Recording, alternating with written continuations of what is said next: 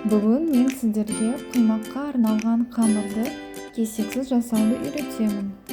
Достар, менің каналыма жазылу арқылы қолдау көрсетуіңізді сұраймын. Ал енді пісіруді бастайық. Алдымен 3 жұмыртқа, 2 ас қасық қатты және 1 шымшым тұзды жақсылап араластырамыз.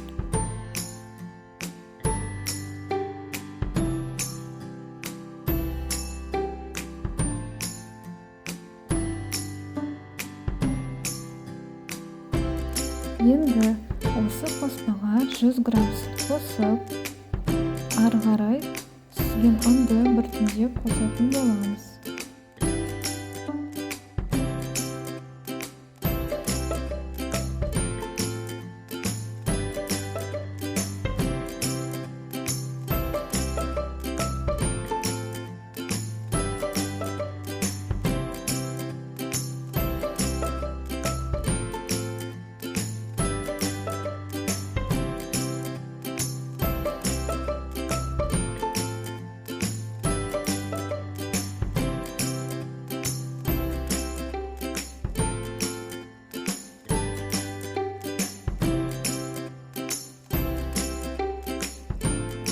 Біздің сұйықтығымыз кесексіз, тегіс болып шығуы керек.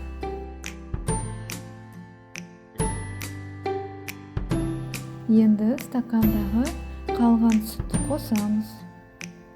Одан кейін 1 стакан қайнаған суды қосып, жақсылап араластыратын боламыз.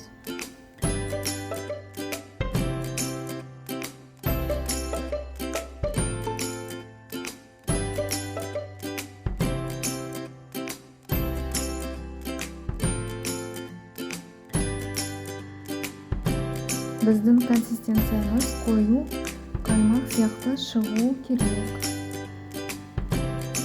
Ең соңында 3 ас қасық май қосып, дайын болған сұйықтықты 20-30 минутқа қалдырып қоямыз.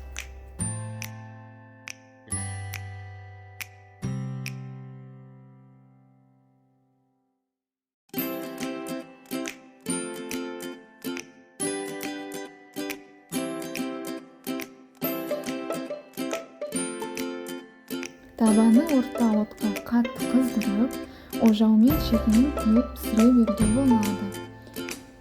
Әр құймақ арасына жұқалап сары май жағып отырыңыз. Баршаңызға ас болсын. Сіздермен бірге болған Зере.